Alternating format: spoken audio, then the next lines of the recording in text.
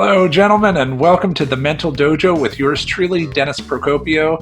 I'm a life coach for men. I own Man Up Life Coaching in San Diego, California. I work with dudes here in the United States and internationally, talking about guy stuff, guy problems, things that are on your mind, things that are on your heart.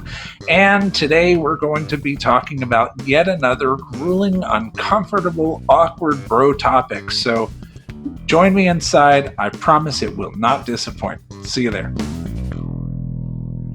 All right, guys, we're doing it. It's the Mental Dojo. I've got the 30-minute timer. We're going to flip it.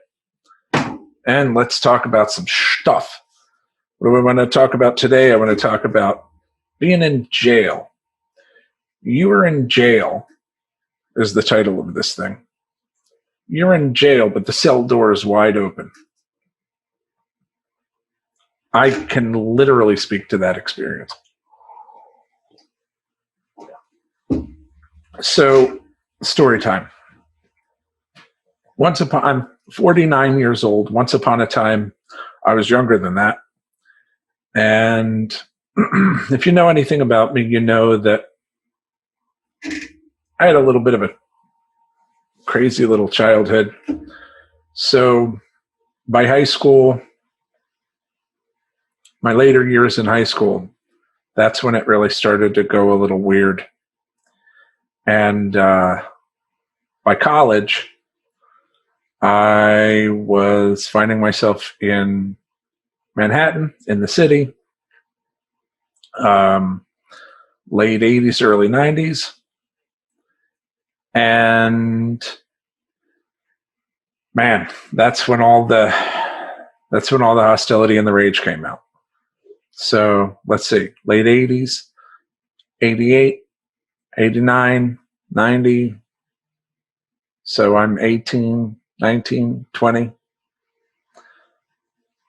And then I hit drinking age. And of course I was drinking that whole time. But when I hit legal drinking age, wow, that's when it got bad. Because I had basically I was raised in an alcoholic environment. And I carried on the tradition.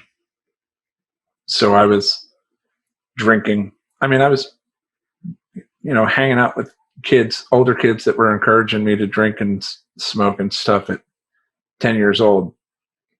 So by the time I was a teenager, I was drinking. And by the time I was in college, I was really throwing them down. And then when I got legal, wow, that's when it really started. Alcohol made my problems a lot worse than they already were. I promise you that. And you may have heard this on one of my other episodes of the Mental Dojo, since I tend to get personal since I'm in here alone. But I'm basically an alcoholic who's been sober for going on 14 years now. And I quit in New Orleans after Hurricane Katrina. Meaning I was living in New Orleans before Hurricane Katrina hit, had to jet. That was very sucky. Came home to my home in New Orleans, kept it moving. And right around then, I decided, okay, no more. That's it. It's my last time. I'm not going to do this anymore. And a buddy of mine, Mark Landrew, his brother was a mayor, Mitch Landrew. His sister's has been the governor, Mary Landrew. His dad, Moon Landrew, is kind of a famous guy down there for being sort of a do-gooder. And Mark had his father's do-gooder spirit, sort of a social philanthropist. And he saw that I was a guy going through some trouble, and he looked out for me. He got me out of a jam down in New Orleans. And when I got out of that situation, I promised him. He said, "Look, my daughter's a binge drinker. I'm probably one of the few people who understands this Jekyll and Hyde syndrome that you're going through. So I can tell you, if you keep it up, you're going to have problems. I highly suggest that you go to Alcoholics Anonymous." And I didn't want to go to Alcoholics Anonymous because I was very judgmental of Alcoholics Anonymous. And I tried to go before, and in the city, it was just really not a pleasant experience. I showed up at some church. Everybody was chain smoking and drinking, like Dunkin' Donuts, coffee. And like, it was just not my scene. That's not me. So, or at least that's not what I didn't find that to be a really great environment personally. Nothing against AA. I'm just saying it wasn't for me. So dude said, "Look, man, I want you to make me a promise. I helped you out. I want you to promise me you're not gonna drink anymore." And I looked that dude in his eye and I shook his hand and I said, "All right, I promise." Like I said, that was about almost 14 years ago. And a lot has happened in that time. Now, I was still highly functioning. I was still doing great stuff. I mean, there are some people in high places that are low-key alcoholics. The problem is my low-key alcoholism, I was able to really hide it in New Orleans because New Orleans is a drinking city. But it got to a point where I just had to be real with myself and say, this is destructive. Shook the guy's hand, joined the gym, got in shape, quit drinking, quit smoking because I was smoking cigarettes at the time. And it's been miracles ever since. I've had miracles in my life, my entire life, but there was this really gnarly period where I made some ugly mistakes that I'm frankly ashamed of. They're hard to speak about. But I asked my guys to be vulnerable in session. And every session I say, this is Man Up Life Coaching, not Kid Gloves Life Coaching. Freaking grow a pair and put it out there. You have to be yourself. And that's why the message of today's the Mental Dojo, I almost said in the green room. That's another thing that I do with my buddy and fellow coach, Faisal Amin Sheikh. Message: your freedom of choice, but I scratched out of, and I said, your freedom is choice. That's a pretty good message. Your freedom of choice. But I scratched it out, and I said, your freedom is choice. Freedom of choice. Freedom is choice.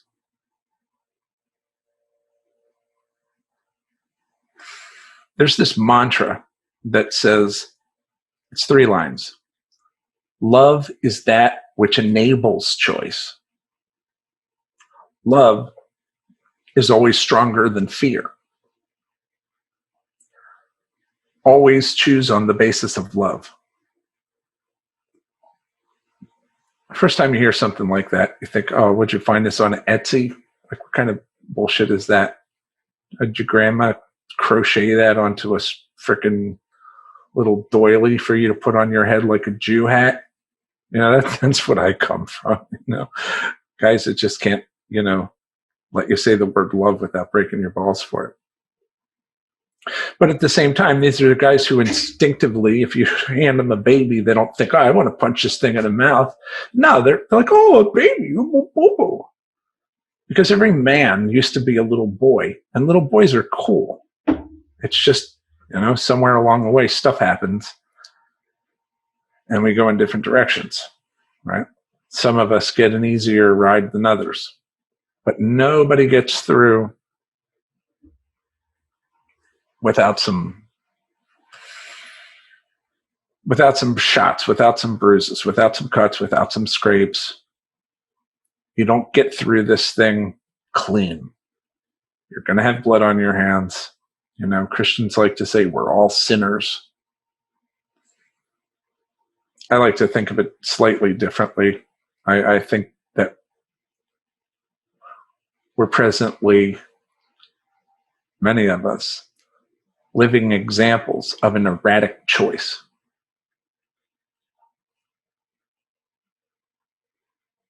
We're choosing something other than love. Since we were all little boys and little babies, and we all came right out of our mommies, climbed right up her belly and latched on. And we're big old titty fiends that are still doing this right to the grave. Tell me I'm wrong. Tell me I'm lying. All right? Let's be real about that. Why is being a tit man a symbol of masculinity? Isn't that a bit ironic? It's a symbol that you're a big hairy baby that needs that. Right?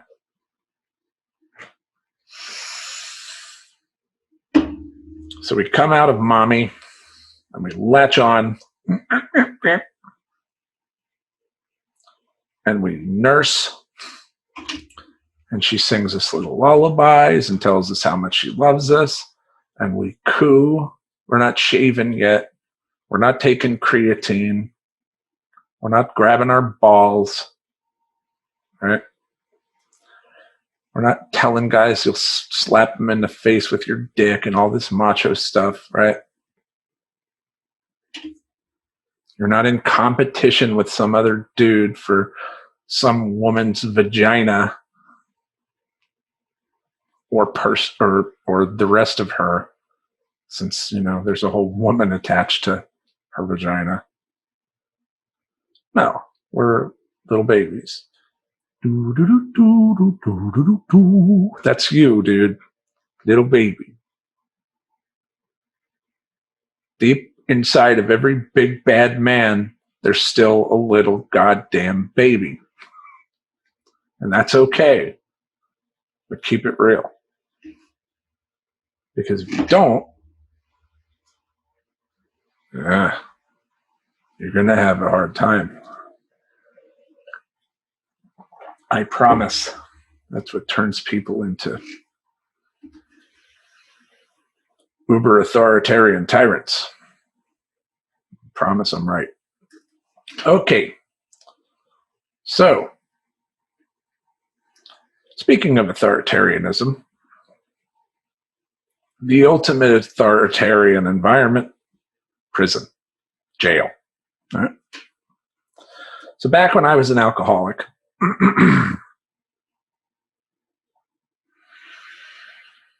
I got into some stupid situations, and I started this little habit of getting into trouble, sometimes getting out of it, sometimes getting handcuffed, getting into a cop car, ending up in a jail cell in some local precinct, going to the tombs in Manhattan, Chinatown, Rikers Island. And again, this is late 80s, early 90s. So that's not anywhere you want to be. I promise, ask any single person who was there at that time. That's a rough ride right there. You earn your OG status when you go through that bullshit. I promise. Now there are lifers, so don't get it twisted. I'm not saying that I've done any kind of hard time, but I am saying it was a butcher shop, man. It was brutal, and very, very, very dangerous all the time. All the time, very dangerous. And when you're thrown into an environment that is, I mean, you know, guys are going to cut your finger off to get your ring kind of environment. You're have a 99% chance of getting cut here or here, because that's your welcome to the community package. Let me tell you about white privilege. Apparently there is such a thing, and I promise it doesn't work in Rikers Island. At least that wasn't my experience. So thank God for the Muslims who looked out. Respect. I appreciate you. Muslims looked out. And in jail you see that. You see people recognize, all right, I have nothing else going on in my world right now. I'm not worried about paying bills. I mean, some people really are trying to manage a home or whatever from inside. But, when you're just coming through, you haven't actually been convicted. You're just coming through, you end up stuck there for a damn year. And you're trying to just figure out where this is going. There are so many different options. Things can happen. You're not sure if you're going to go to jail, if you're going to go upstate, if you're going to go to prison, if you're going to, by some miracle, get out. And the people that I was in there with were just top tier criminals. These were violent criminals. According to the little color coding system, I was one of the super bad guys. And I didn't feel like one of the super bad guys. I felt like a cute little kid that nobody understood. I'm just an artist and a creative.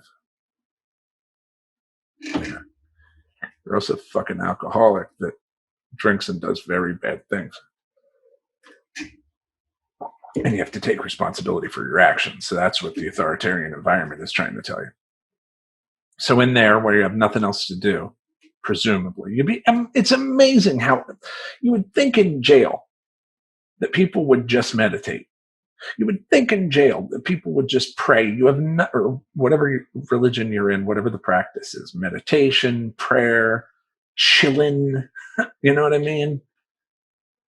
Still, guys find reasons, man. Guys find reasons. There's politics in jail is just ridiculous. East Coast and West Coast, and in the South. I know, unfortunately. I've taken a few rides in a few different places. And if you do just want to have a quiet ride, that's your choice. But there's stuff going on all around you, and constantly people are going to try to get you involved in some sort of freaking game, man. It's just that world. It's the street in jail, Same hustle that's out there is in here, and those walls aren't,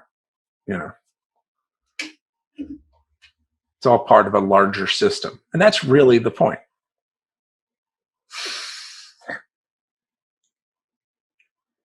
Jail for me was a time of atonement, which unfortunately demonstrates that in a weird way the system works.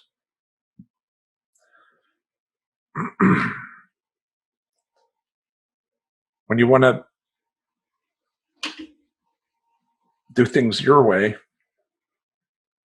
and the world says, yeah, that's not how we do it. And you say, well, I'm going to push the envelope. And the world says, well, then we're going to put you in a timeout with some other naughty boys.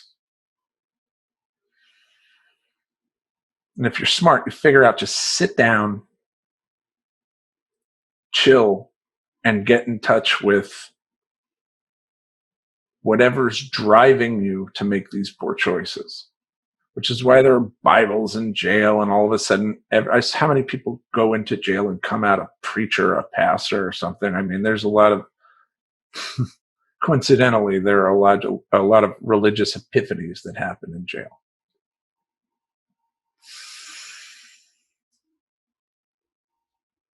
But then you get out of there. I mean, at some point you get out of there, unless you're one of the unlucky ones who doesn't, because you accidentally kill yourself or whatever the case might be. But for most people who go in, they come back out.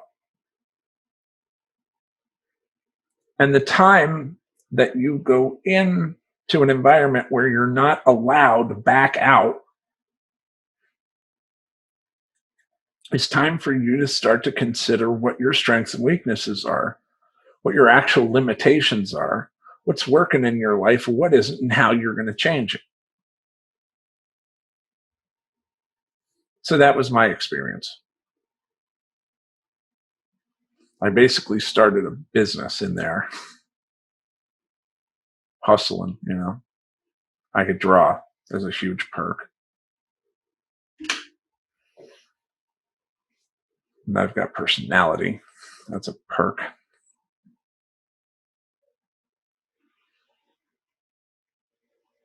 I had a good little system going, if I can be honest. I really did.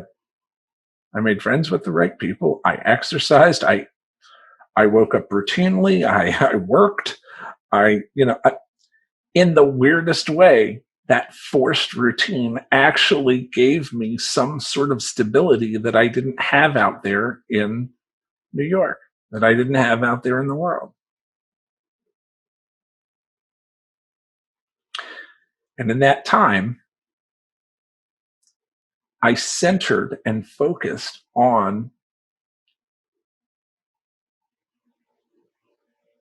the truth, which is the positivity in me, the goodness in me, the light in me, the me that grandmothers love, the me that enjoys church, any church. I mean, so what about the dogmatic details? But when people come together in the spirit of good, that's an okay thing. That's a good deal. That's okay. That feels good. And it resonates in you. You're doing something right.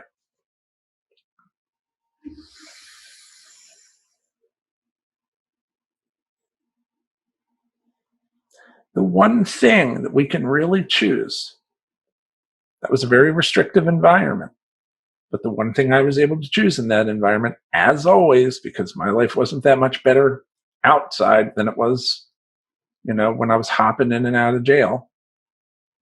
It sucked on both sides for different reasons. But in either of those environments, the one thing that, I learned, it was a lesson I've learned over and over and over, that you're able to choose. You're able to choose to identify with your inner kindness.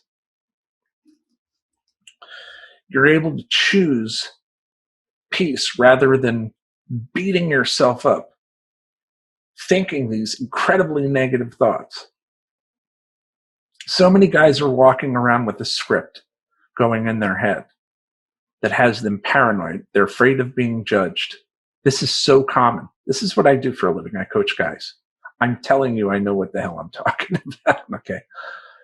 So many, and I might, I've told you, it's embarrassing for me to tell these stories. I honestly always worry, like, am I undermining my brand by talking about this stuff? I don't want to seem like some, street urchin, especially, I'm from Philadelphia and, But any guy that I've ever worked with, and these are, like I said, these are professionals between the ages of 20 something and 60 something, they all say it's your honesty that makes you genuine. It's your honesty that makes you authentic. You should tell your story. And it's fair. I should, because I tell these guys that they should, I'm like, no, take charge, carpe the diem, I tell them they should go do all this, ride the flaming chariot into the sun. Have faith. God's got your back, So I guess what's good for the goose, right? I remember being in that situation. It was one of the more flagrant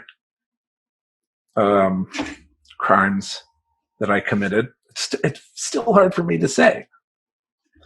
It was one of the more flagrant crimes that I committed as a angry, drunk young man. And I was pretty sure that this was the big one. My bail was super high, and I didn't have any rich friends. Friends in low places for sure, but no rich friends. No family. And I challenge anyone with the last name Procopio or any other name that ends in a vowel to tell me I'm lying about that one.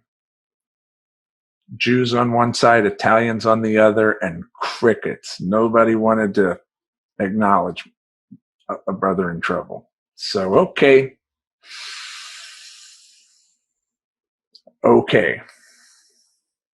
No family backing, no friends. I'm in jail. I'm riding this out.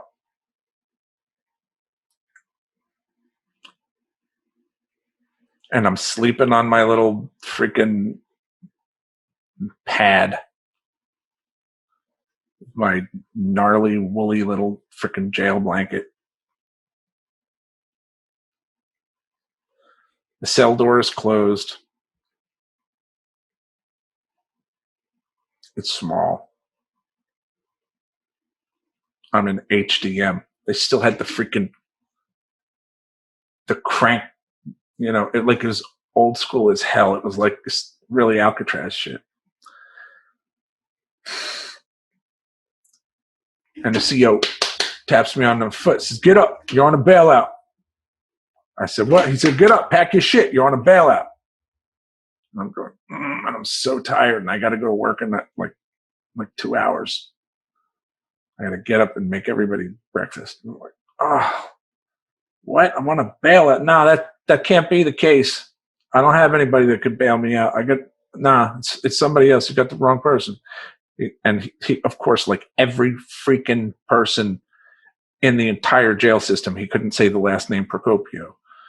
So, which really drives you crazy when you're, listen for your name. When your name is called, grab your shit, move to this cell, And then Proscalio, like there's nothing in my name that even sounds like that. But all right. So he says, "Your name, Papapisco." Yeah, that's me. Dennis, yes. Bro, you don't want to leave the jail? No, I want to leave. All right, then. Last time I'm telling you, dog, pack your shit. You're on a bailout. Let's go. I'm not telling you again. I'm like, okay. So I do the thing you're supposed to do. I pack anything that matters to me, and I give everything else away. Hey, it's Mardi Gras. Throw me something, Mr. Boom, boom, boom, boom, boom. For all my friends. Part out my cell.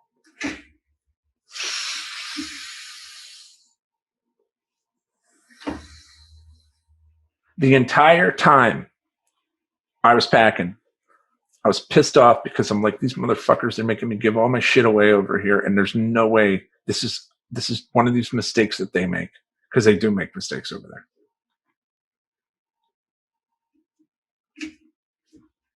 And I went from cell, because that's how they do you, from cell to cell, and they're always freaking cold. Cell to cell to cell to cell to cell on my journey to the front door of Rikers Island. The entire time I'm thinking, nope, nope, nope, nope. And when I'm finally standing there and I see light shining behind my girlfriend, who's standing there smiling like a freaking crazy woman because she was a crazy woman. I had no idea she had a trust fund. She kept that on the real down low. I had no idea she came from like money. And apparently she pulled a rich kid move and just got cash and walked right down to the bank. And I mean, she could have done that, like a year ago. But anyway, she did. She fucking bailed me out, man. Went to a bail bondsman and came up with a large chunk of money and bailed me out. And in many ways, that was the beginning of a major turning point in my life. But the weird thing, and I'm past time here, and I know it, and I'm self-conscious of it, but I want to finish strong here. The weird thing is that when I was in that cell lying down and he tapped my foot and he said, "Pack your shit, you're on a bailout." When it hit me that this might be real, the feeling I should have been joy. Thank you, God. This is my miracle. Instead, I remember thinking, there's a cartoon called Super Jail, and that's kind of where I'm going with this. I remember thinking, I'm not really being let out of jail. I'm being let out of Rikers Island into Manhattan. So I'm just basically going in the yard. I'm still in jail. I mean, I just have more privileges there. But it's not actually that much better. And sure, of course I'm going to go, and I hope that this isn't bullshit, and I hope I get out. And I don't know how that could possibly have happened, but all right, I'm going to roll with it.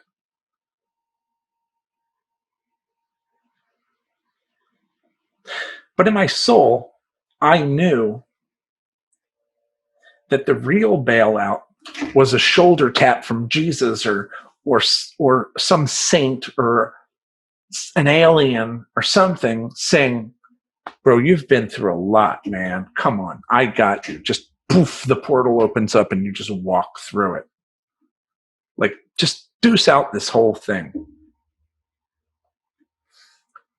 And I spent a lot of my life trying to figure out how to get back to the place that I once, because I had a revelation as a young man, and it was profound. And I remembered, I can't undo this. You can't pretend that this hasn't happened. And so the idea of getting out of jail and into Manhattan was nowhere near as satisfying as the idea of continuing to do some sort of self-work until I finally got back to that place that I found once.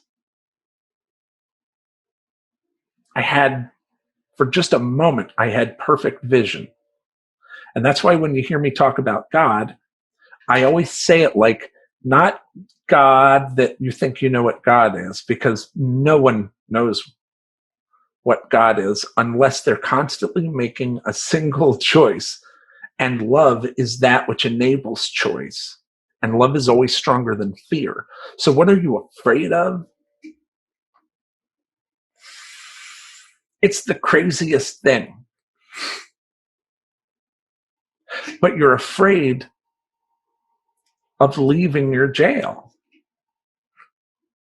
because it's familiar. Dude, I have 3 clients right now. I could name them. One guy's 30 something. The other 2 guys are 40 something. One's hyper professional. Another one's fire department.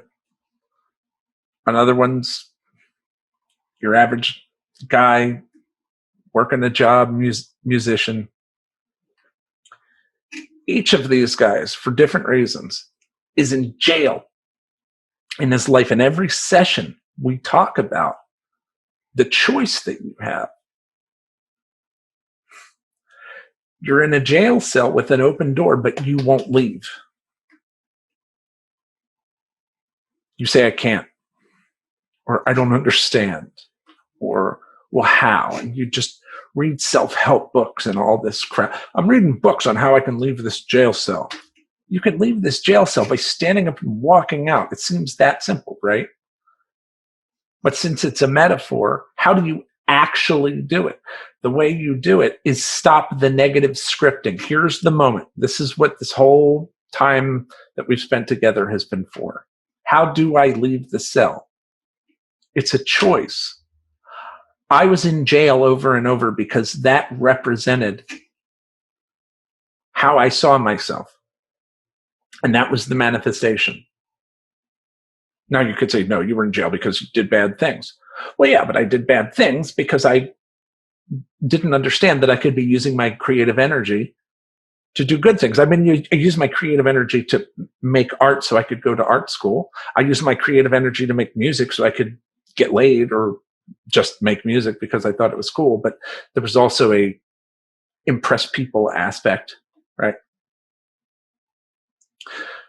But when you're by yourself meditating, whether you're making a mandala or making dots on a page or sitting there doing like the kind of, doodles that you might do when you're on the phone, something mindless, painting the broadside of a barn, sanding a log, it doesn't matter. When you're doing something meditative for long periods of time and you practice being silent and sitting with yourself until you allow all of your feelings to sort of bubble up out of you, what's going to happen is you're going to have an emotional reaction to these feelings. And what your job is your job is to recognize that the only appropriate emotion to respond to any of them with is love. And that sounds so, I get it, how goddamn hallmarky and stupid and fucking cliche and weird that sounds, all wrapped up into one. But I swear to God, that's the truth. I swear. I'm telling you, that's the answer. Oh, the secret. Yeah, it's a secret because nobody's doing it. It's not a secret. And the secret, right? The Italians have a proverb: love rules its kingdom without a sword. The Italians have that proverb. But anyway, I hate to end this with love is the answer. See you later.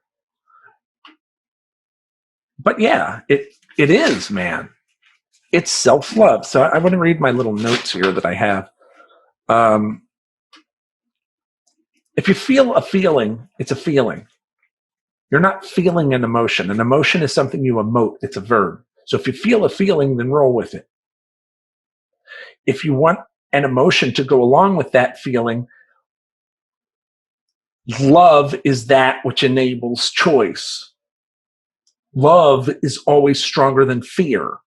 Why would you fear in that moment? Because if you're feeling something that is threatening, then fear is going to come up. Love is stronger than fear. So what does that mean? It means be loving. What does be loving mean? It means plant your feet in the ground, calm the hell down, and tell yourself nothing really bad can ever happen to me, because the one part of me that's unchangeable is this light in me that makes me love babies, that makes me love other people, that makes me more than a damn animal. That's the most important you that there is. And that you is very much interested in getting out of jail. And the way that you let that you out of jail is you offer everyone around you love, and you accept that you deserve the love that you're giving. And if you're not receiving it from those around you, then just suffer them until you can move away from them and surround yourself with either those who can or no one. All right. Well, I think I've made some good points here today, don't you, in the Mental Dojo? All right, let's see if there's anything else. So yeah, choose peace. Stop the shitty script. That was one of my notes. Choose peace. Stop the negative scripting. Stop it. Stop it. Stop it. Redirect it. La la la la la. Redirect it. Say you're a boss. You're an awesome guy. You're the man. You are kindness. You are peace. You are love. Oh, that sounds like some hippie shit. Yep, sure does. Man up and say it anyway. Right? Anyway, I think that's about all. Speaking of the open door, I want to go open that door and go do some late night by myself stuff. I appreciate you for listening. I'll see you on the next one. Love you guys. Peace. Well, guys, thanks for stopping by. It's time to shut down the mental dojo, throw the chains on the doors, lock the padlock, and get the hell out of here. But before I do that, would you do me a favor and hit like? I would appreciate that. And also, if you're picking up what I'm putting down, if you're feeling what I'm doing here, if you're smelling what I'm stepping in, go ahead and hit subscribe so that we can do this again, because the man cave just isn't the same when you're not here, man. And I mean that. Thanks for coming by. I'll catch you on the next one. Take care.